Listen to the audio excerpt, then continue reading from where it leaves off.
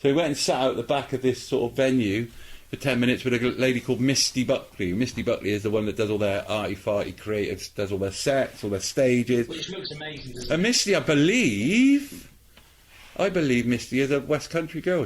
That's the funny thing, actually. There's a few Coldplay people in the area, quite a few. In Frome and dotted around, and sort of, there's a few crew, and sort of, it's kind of weird how there's, So Misty loved it. Phil kind of sort of, that's interesting, to be fair. So it kind of planted a seed in his head. And, we then left the gig, and he said, we'll talk a bit more in a few days. So we had that dialogue, and we were sort of talking about how it would work and what it would do, and he said, let me think about this. And then he showed the video to Chris, and sort of said, I'll get back to you in a couple of days. And I was sort of, when I went there, it's just like, we were talking, and it's, what do you do, and this, and I said, I've had a bit of a hard time, but I'm not, a victim. I'm not looking for sympathy. I'm just battling through some hurdles and looking to get to a better place. So it was kind of corny, and I'll get a break one day. My break will come, I know I will. Everybody gets a break at some point in their life.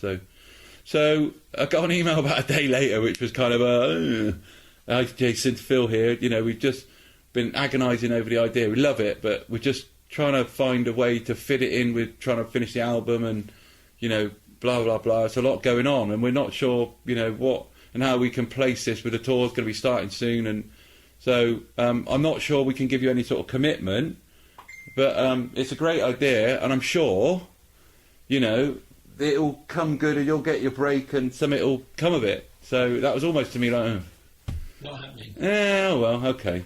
So I literally said, look, Phil, thanks for the invite. We had a wonderful time, great gig.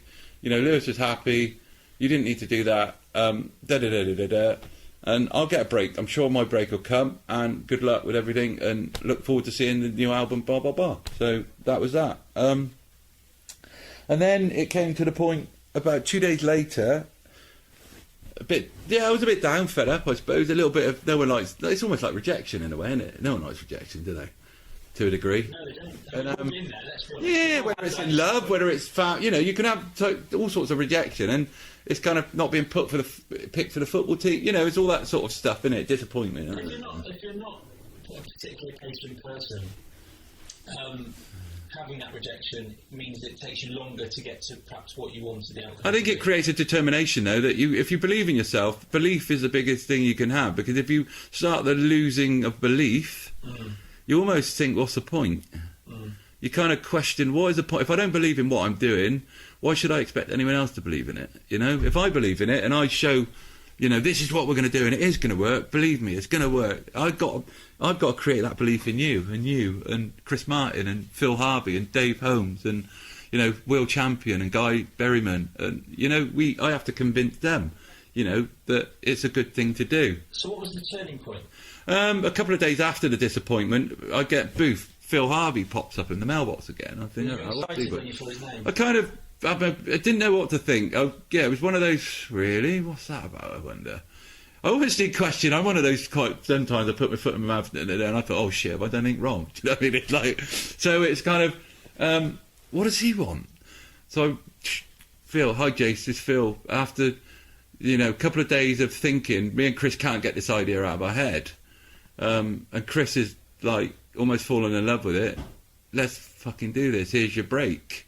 Excuse the French as well, but it was like, that break. It's almost like, that break you want. Oh, you thought you were getting it. We're going to kind of give it to you. So, do you know what the weird thing was? That it goes back to Clive Banks. So Clive and me, we kind of got on all right, but we clashed, and he had a different approach. And I'm a believer. I believe in myself. Anything I do, and I think, even if it's rubbish, do you know what I mean? If I believe I'm going to make you a really lovely curry, it might work out, probably most of the time, but there's an occasion it might not work out. But you always have to believe it's going to work out, don't you? Do you know what I mean? And believe what you do. So I sort of believed in, and I could always remember getting to the point where I was engaging Coldplay and talking to Coldplay, and this was happening. And we were still doing the toy business and messing around with other stuff and trying to regenerate that in the background. So there were two things going on. And we had a meeting one day, and on the back of this email and a few things, and it was like, Clive, yeah, all right, we'll just talk generally. And then he was sort of, because he put the money in, I think he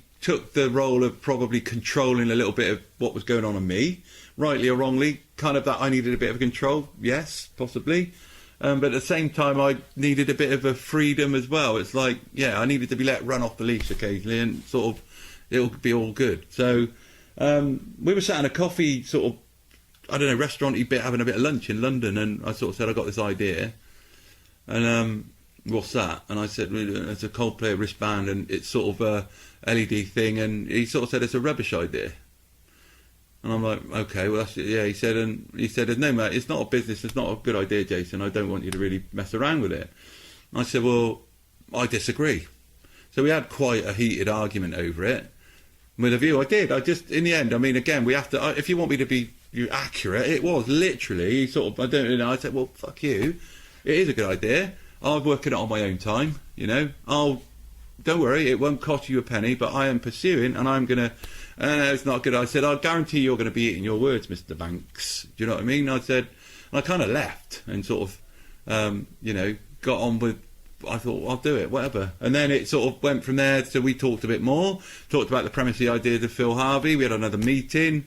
We decided, you know, we were going to do this, and it was going to design and this. And then, you know, they sent through an email, and it almost sort of said, you know, yeah, blah, blah, blah, want to try this on the first leg of the tour. Can we get a prize for 800,000 units? Whoa.